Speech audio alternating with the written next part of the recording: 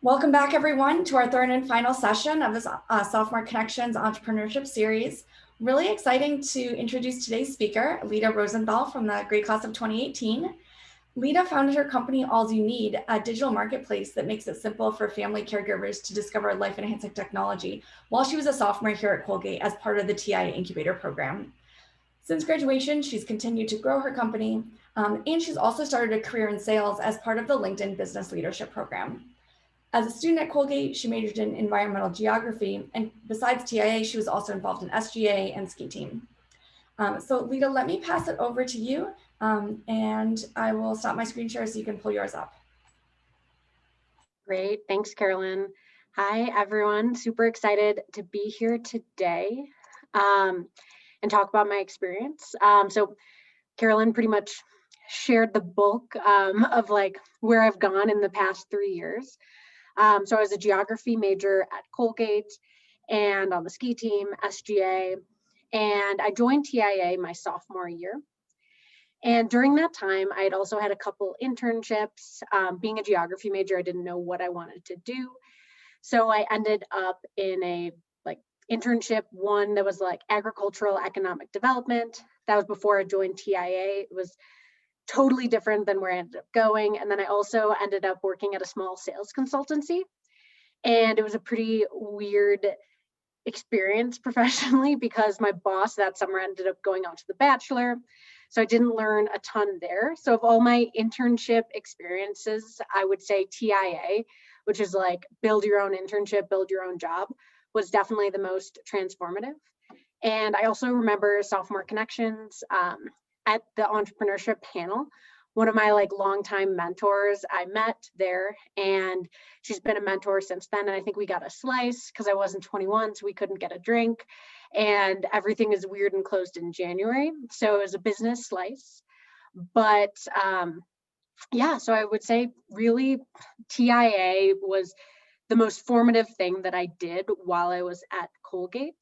And I started in TIA, which is Colgate's entrepreneurship program, and you all probably know that, with an idea that was called the Fitness Garden. And it was this vertical garden idea that basically gyms would be powered by the energy that came out of people, would fuel the lights, which would fuel a garden.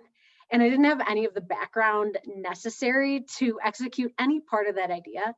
So I don't know how I ended up in TIA, but instantly, as soon as I joined, I just fell in love with entrepreneurship. And then at some point in my sophomore year, my mom was diagnosed with early onset Alzheimer's. And that led to a lot of changes in my home life. And I'm from Chicago, was in New York, was trying to communicate with my mom. Is someone from Chicago too?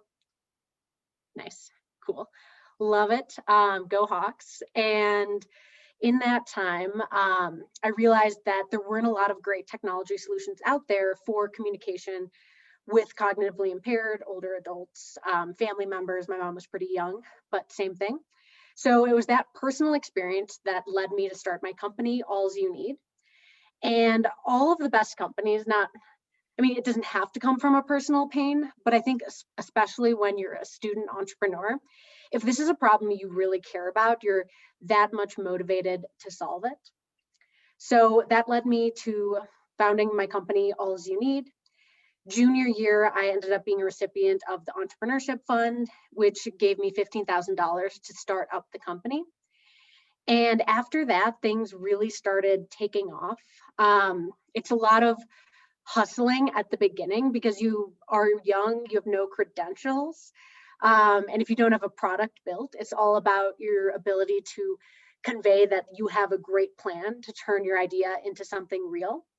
And TIA gives you so much amazing mentoring from industry leaders and ex-CEOs. So it's just, in my opinion, pretty much the coolest network at Colgate.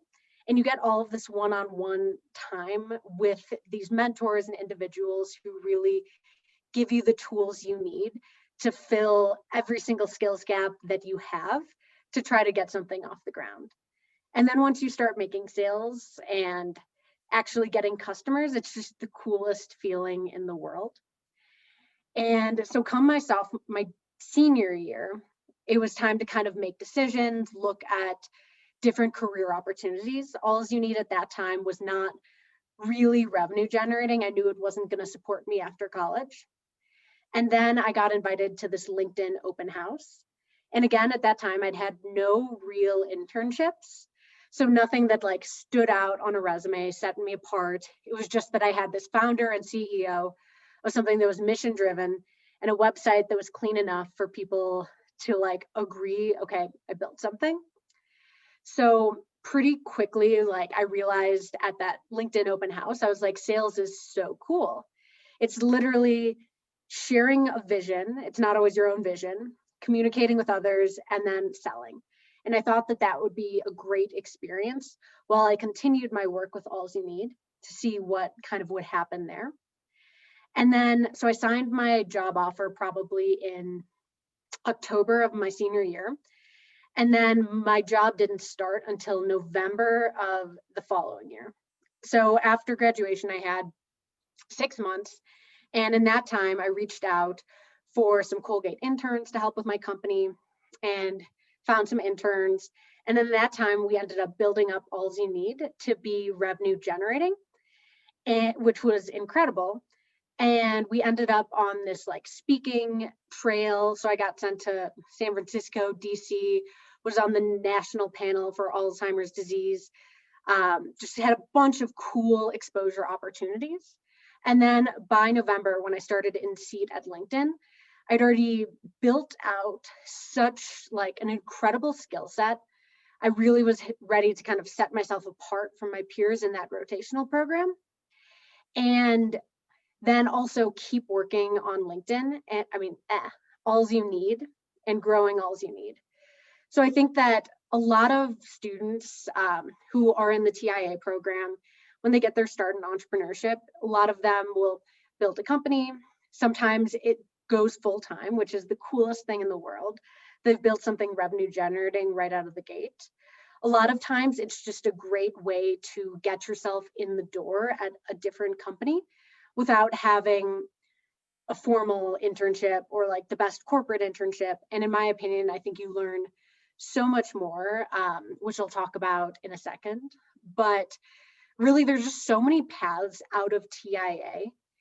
You can work with someone on their venture. You don't have to be the CEO, the founder. And like, it's pretty uncommon, I would say, to keep building a company while also in a full-time workforce, but it can definitely be done. And there's so many different types of companies. Like I would say at this point, All You Need is more of a lifestyle business. It makes enough money so that it stays alive. And me continuing to work on it, like my career plan that I'm making for myself is to then move into like an executive sales role, head of growth, head of partnerships, head of sales at a like 15 to 75 person age tech company. And I'm working my way towards an acquisition. So even though it's not a revenue generating company at this point, the data that we have is valuable. So there's just so many ways that like once you join TIA or if you start a company and get involved in entrepreneurship, you're just building out so many incredible skill sets that you're really able to springboard your career in a variety of different ways. And when I think about entrepreneurship, I think it fits in so well with liberal arts and critical thinking because our classes, like, it's about learning something, kind of becoming an expert on it quickly, and then turning it around. And that's exactly what it is in the startup world. It's about learning things quickly and getting exposure to all the different roles. So when you start a company, you have to do the marketing, you have to do the sales, you have to learn some basic coding potentially. And your ability to do that is what will make it successful or not. And I think like no matter what, all those skills you learn, it taught me like before I even entered the workforce that I loved sales and I loved getting people excited about ideas. And then opposite side, I had a co-founder and she ended up in like an analyst role at a health tech consulting firm. So there's just so much that you learn about yourself when you're in the throes of starting a company that I don't think you can really learn in a corporate internship. it's really siloed. And I think also when you're in TIA, just the thrill of building something yourself and having that, like, it's so determined by what you create and the energy you put in. It's just a cool feeling and something that I haven't been able to find anywhere else, really. So if there is an opportunity for anyone to start a company, get involved with TIA, I would 10 out of 10 recommend it. It was definitely the most pivotal thing I learned at Colgate. And probably early on, I knew that I wasn't going to be a geography person because those careers are not super linear. So yeah, I think it's a great way to kind of just get started and also build out mentors. So once you're in the professional world, you work at a company and you meet people sometimes at networking events, but it's a lot harder to meet people and learn organically, like what people do at other companies, what a small company looks like. And with TIA, it just is this awesome network of some of Colgate's most successful people, and you get access to talk to them and get feedback from them. And like eventually, like, your company goes bust, but like, you know, some people who work at pretty awesome companies. And of course, that's not the goal of like TIA. It's not just for the sake of networking, but if you're adding value to TIA by like putting yourself out there and building those entrepreneurial skills, it's definitely a benefit. And you just learn so much more, especially since Colgate doesn't really have a like business program per se. So I would definitely say that like that led me into entrepreneurship and got me my role at LinkedIn as well. And it just created dozens of other career opportunities down the line. And I think too, when you join TIA or any role in entrepreneurship, even if it's a small company right after graduation, you get really good at figuring things out quickly and storytelling. And for any job that you want to get in the future, anything you want to do in the future, storytelling is so critical to be able to convey like something that actually excites people. And then similarly to that, I think the other great thing about TIA is it teaches you like business writing, communication skills, so much that you don't really practice until your first role. So even if like I wasn't still working on Alls You Need, I think the like power it gave me to just start my career on the right foot is really incredible.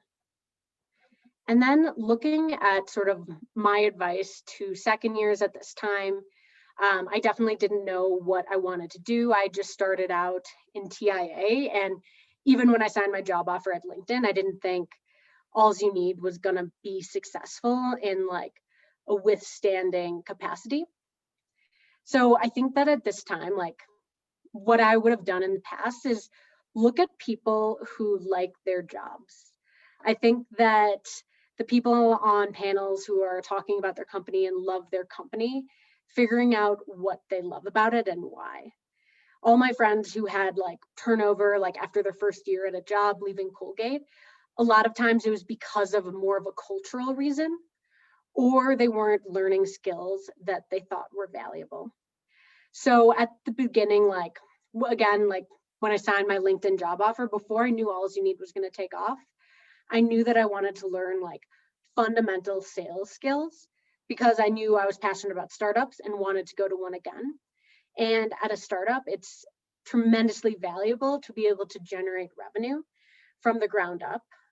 So I started in a rotational program there that was business operations, recruiting, and then I moved into a sales development role. And SDRs, no one like leaves college and is like, I want to be a biz dev. But I honestly think that it's the best job out there because, I mean, assuming it's at a good company that's going to compensate you fairly and has a good career path. But I just think you learn so much in terms of how revenue is generated. And if you're interested in entrepreneurship, which you are because you're here, that becomes your most valuable asset if you choose to join a startup after Colgate. So yeah, I think that The other thing to think about too is just understanding that like different paths exist and they're not linear. Like I had a friend who joined a 3-person startup right after school. It went belly up pretty much immediately. She was a just general consultant, I think, and then now is a project manager, or started a project manager and now is a product manager. So I think like your first job, it matters, but it doesn't matter that much in the scheme of things. So I think thinking about the skills you want to learn is most important, and also just the company culture, that you're in a place that's going to allow you that flexibility to explore other roles and learn, and also just be compensating you like fairly for all of that. I think is super important.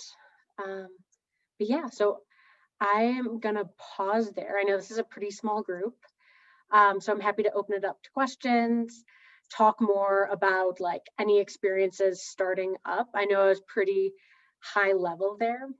But yeah, so I'll kick it over to you guys, or the TIA program as well.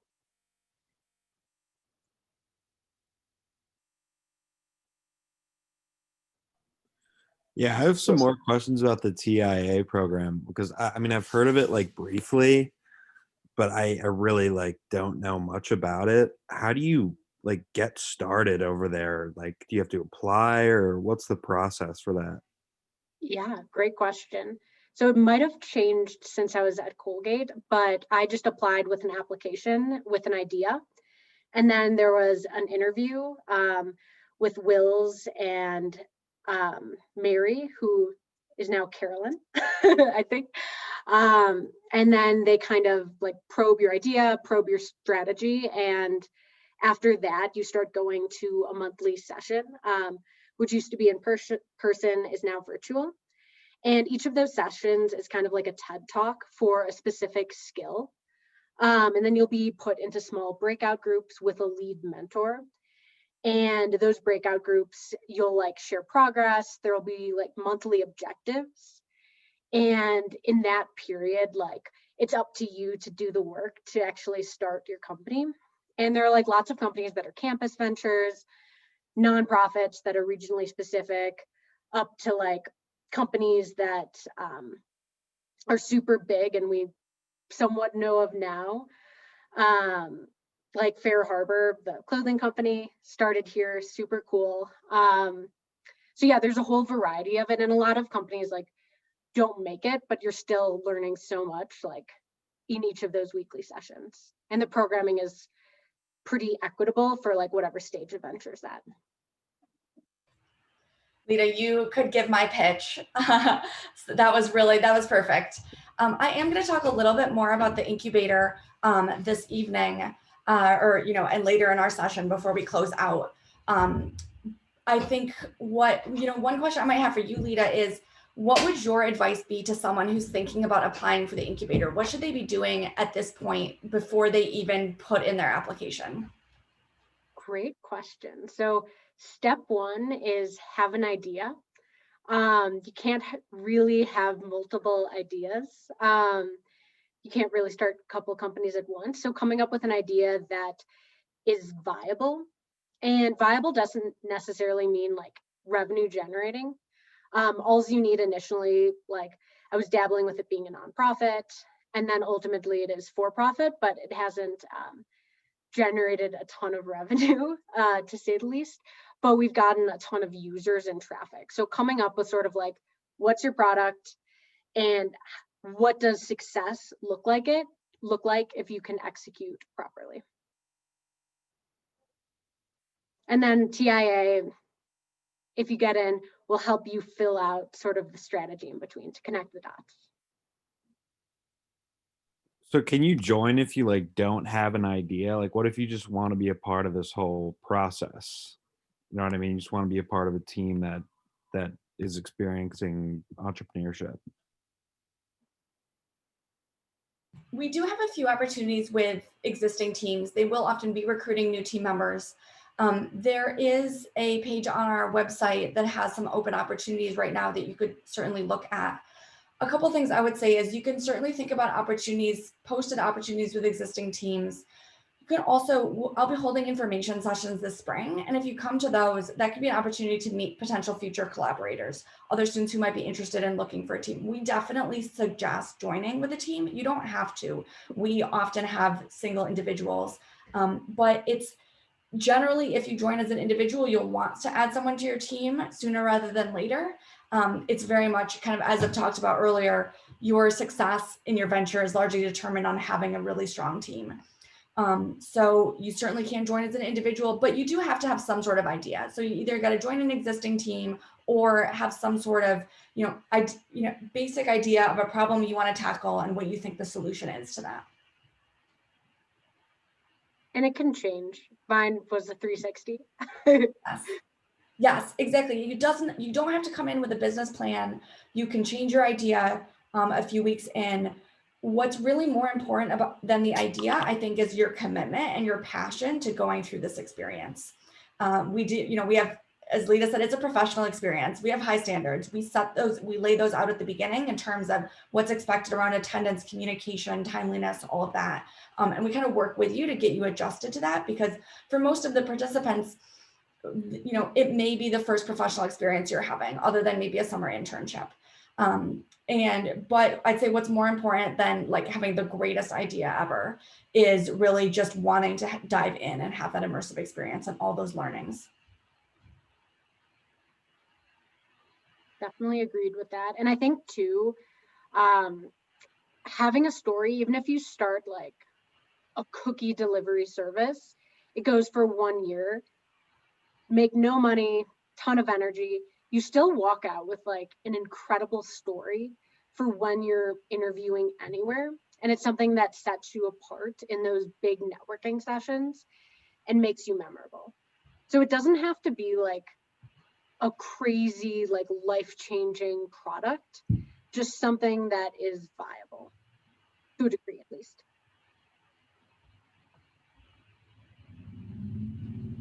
So, how did you manage your time as a full-time student while also trying to start a company?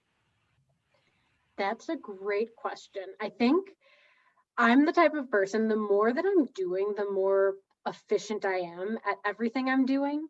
And it's the same way with like working at LinkedIn and also with like my company still. It just makes you 10x more motivated to finish up your schoolwork and then get to the fun stuff, which is building a company. And at the beginning, like while things are rolling up and like you're really building a company, it's sort of like almost more assignment based at the beginning, like getting your dots and T's and I's crossed and everything in a row. So it's more manageable once you actually start getting customers and like building a company, which is the goal. Things get a little more hectic.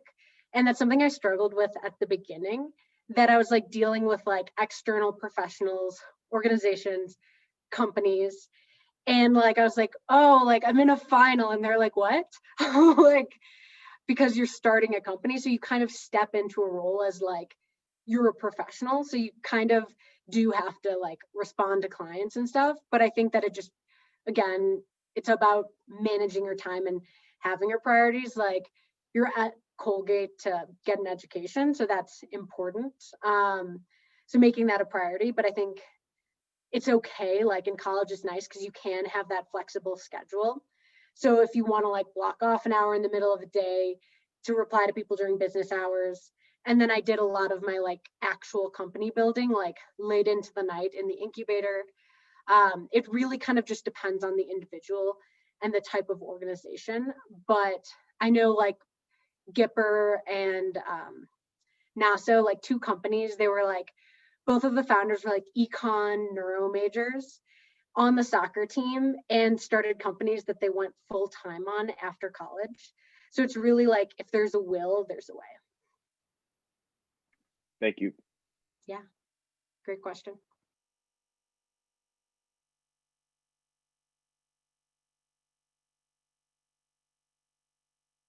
Does anyone have any ideas for companies they want to start?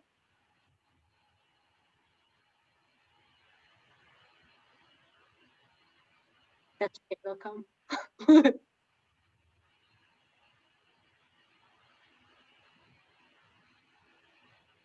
Great. Well, if no one else has, oh, sorry. I have, I've been jotting down questions. So if the students don't have any more at the moment, I'd love to ask a couple.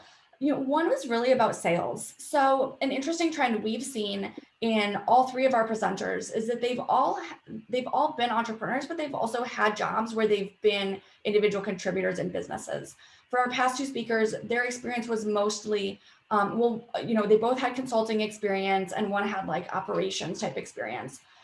Interested to hear from you. You went into sales. What was it about that opportunity that you said, yes, like this is the way I want to gain skills? And then just to give the students an idea of like your daily work and like what you're thinking about, what types of things you're doing. I think that'd be really interesting to get a closer look into. Yeah, happy to share more there. So with sales, what attracted me was that like with All You Need, like part of the reason I couldn't go full time after graduation is because I wasn't making enough money because I didn't know how to sell.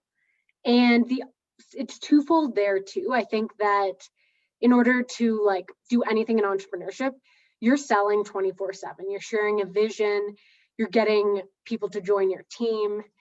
Effective communication and getting people on board is what sales is. It's the heart of sales. So I really wanted that fundamental professional experience to like teach me how to sell properly and have sales diligence, because it is a grind. Like you're calling people, you're emailing people. If your output isn't at a certain level, you're not going to be selling anything at the level you need to be. So it's a really good learning experience. And at a company like LinkedIn, it was a rotational program, which they're kind of few and far between. But if you can find a rotational program, I think they're the best thing in the world because you learn multiple things. And then you land in like an SDR role. You have really great sales training previous to that. That's what the first 9 months of my program were. And then as like an SDR, BDR, entry level sales rep, you are building revenue from the ground up. And it's really cool to see what that looks like because you're doing that in any startup that you work at, company you found. And like giant companies like LinkedIn, like that's literally how they make money, is like fresh grads calling and emailing people. So it is a grind, but I think that diligence, I just thought it was such a good skill to have. So that kind of led me to joining the company. And I also really liked LinkedIn's culture and that it was mission driven. Anyone who works at LinkedIn, like it's always on Glassdoor as like, people love working there. And the reason why is that they like care about you, they value you, they give you training, and it's just an open and honest culture. So when I say like, I want to do like a product marketing side project, I can do that and no one bats an eye. So I think that having that flexibility. And then I guess another reason with sales that's so awesome is like, if you're hitting your goals, you can spend the rest of your time however you want to, or you can keep crushing your goals and you just make more money. So it's like direct input and output, which can be exhausting, but if you have a strategy and like you learn how to do it, it's just really satisfying. And it's also like similar to the rush of entrepreneurship. Like it's such a good feeling when people say they're going to give you money for an item.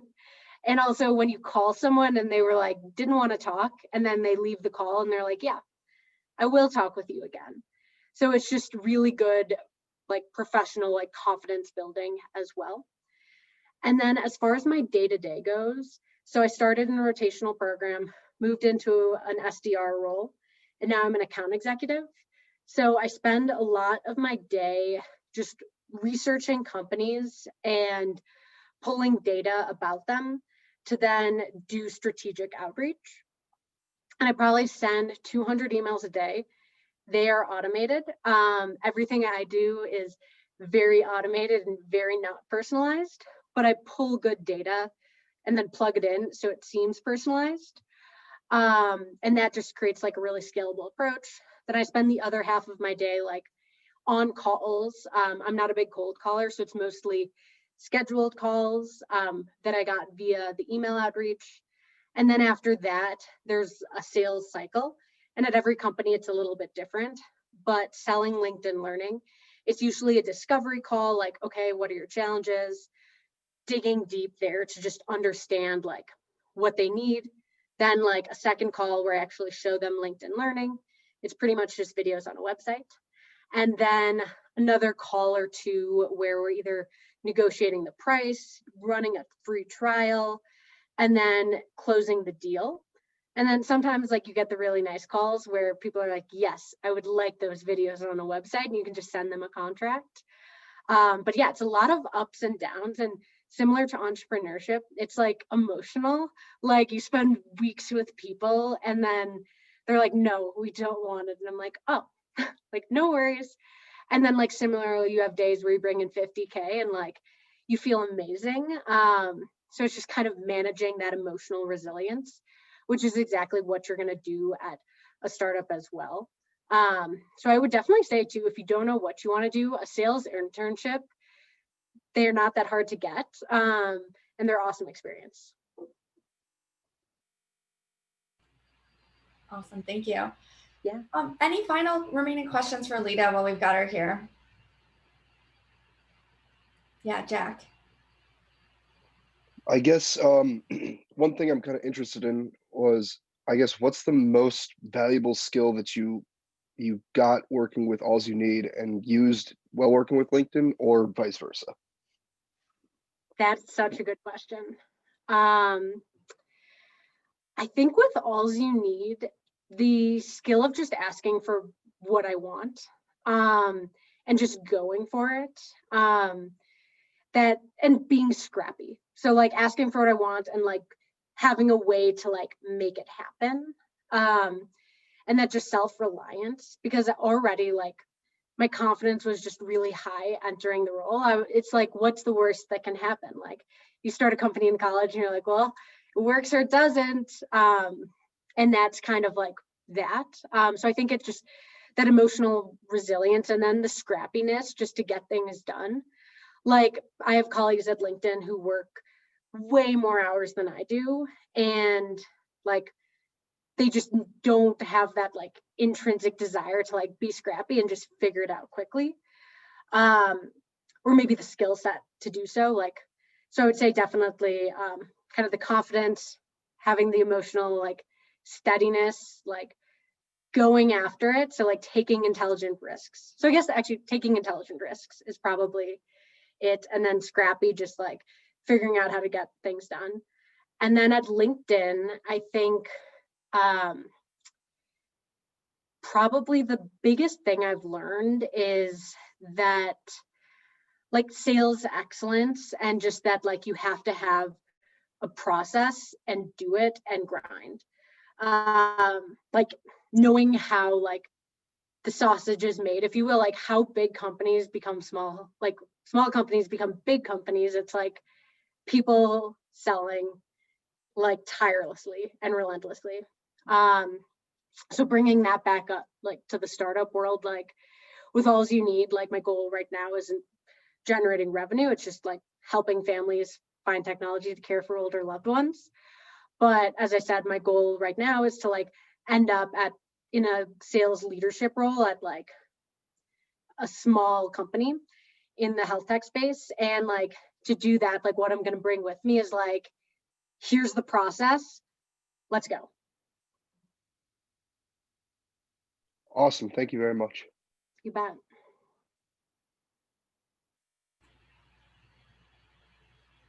Anyone else?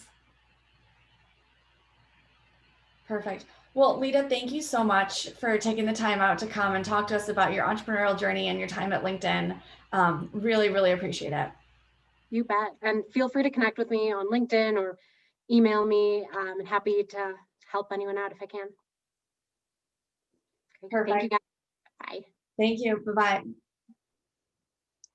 Awesome. Well, we've got about, just 20 minutes left. I'm not really even going to take up the whole time. I figure what I'll do at this point is just talk to you a little bit more about the incubator. And then I can answer any questions you have, and then we can pretty much wrap up our time together. So I think Lita did a really fantastic job of really outlining what the incubator experience is all about, how it works, what you get out of it, and what to expect going into it. A few things that I really want to highlight about this experience is it is a way to really to get hands-on experience with entrepreneurship. And although it might seem daunting to do this while you're at college with everything else that you have on your plates, this is actually a really great time to experiment. You don't have to pay your rent. You don't have to go to a 9-to-5 job. There's a lot of flexibility around being an entrepreneur in college. I'd say it's the same thing around kind of like traveling on study abroad. You might not have the most money, but also you're in Europe. So I think that there's doing entrepreneurship in college really will give you a new unique experience, and an experience that's really different from, say, taking a class about entrepreneurship or taking a liberal arts class or doing a different kind of club or organization. Being involved in the TI incubator also can let you tackle something you're passionate about. So we ask applicants to come in with really two things. The first is a problem that you see, something that you think that it could be done better, it isn't being addressed right now, something that you really feel like, wow, there's a need out there and I think I can tackle that need. Oftentimes it is something that feels really personally passionate to you, whether it was Lita's original idea about kind of the green workout fitness center and garden, or her second one that really had that personal family connection. So a lot of times entrepreneurship really comes out of where do you want to make a difference, something that directly impacts you or what you see happening in the world. Sometimes too, it's a place where you just see something and say, wow, they could have done that so much better. You know, I know that Hamilton could use a sushi restaurant. I think there's a huge opportunity for this. Why isn't anyone doing it? I want to make it happen. A lot of times entrepreneurship is also about seeing those types of opportunities. In addition, and Lita talked to this as well, TI is a really good opportunity to start building your network. You'll be working with alumni, parents, and friends of the university who have experience as seasoned entrepreneurs. They've been there, they've done that. Many of them are very successful, high-level, C-level executives. And we also have younger alumni who are in the program, like Lita, who are just a few years out and have often been through TIA or have their own startups at this point. So it's really a great way to start building professional connections. And the connections that you make during TIA, they can stay with you throughout your entire career. In addition, you also learn some really great professional skills. Simple things such as how do you show up and be present for a business meeting with your mentors? How do you communicate effectively about your business? How do you pitch? How do you present? How do you hire and build your team and manage roles and responsibilities? Those are all things that you can learn and get a hands-on experience with in TIA. That's great for both developing your skills, and then also it's something that you can really tangibly cite on your resume when you go to apply for jobs or internships or other experiences. And one thing I want to highlight is that in TA, we're open to all ideas. Whether you have a business, you have a tech startup, an app, whether you see something on campus that you feel could be better. We have a group of students right now who are focused on reopening Colgate Ski Hill. They're passionate skiers. They've seen this ski hill that used to be there in the 80s. And so their whole initiative is around building support, creating a business plan, winning stakeholders to their side to reopen that. Similarly, we have nonprofits in our incubator as well. One of the teams this year is focused on providing better experiences for children and in the border, in the camps there. They collect school supplies and personal hygiene supplies, and they send those down to local nonprofits. So really your idea can range and be from any industry, any type of experience. The mentors have so much experience that's really cross industry. And we also likely have someone who has direct industry experience to what you're interested in doing. Applications open in March, probably late March into April. You can learn more at colgate.edu/TIA incubator. I'll actually pull up the site now just so you can take a look at kind of what's on it. A lot of background information about the program, our success stories, what to expect. You can learn more about the mentors and those types of advisors that we have. You can see about some of our past ventures from this year and previous years. And then up here, there's another page that takes you to more about how to apply and what the recruitment process looks like. And that can also help equip you kind of if you are thinking about the incubator as to what you could be doing now to get prepared for it. So I will be holding info sessions. I'm always open to chatting one-on-one as well. That's kind of where I'm going to conclude things for now. Thank you all for joining this session. It's been really, really great. I hope you've gotten some things out of it, had some learnings from the entrepreneurs. I'm going to stick around for a few minutes. If there's any questions you have for me about the incubator or about the presenters, I also know many other alumni who are entrepreneurs. So if you have a specific industry you're interested in or geographic location, I can also point you in the direction of other people. And I'm also really open to feedback on how this went. It was usually we do this in person and it's kind of an hour long, just panel discussion between 3 or 4 entrepreneurs. This year I switched it up, really wanted you to hear more directly one-on-one from those entrepreneurs and also do some kind of thinking about what entrepreneurship might look like for you. So it's great to meet you all. I will add you to the TI mailing list, so you'll get an announcement when our application period opens and about our other programs as well. So I'll stick on the line. And if you drop off, great chatting with you. Otherwise, stick on if you have any questions. Thank you so much. It was awesome. Thank you. Really appreciate it. Yeah, you're welcome. Thank you. Thank you so much.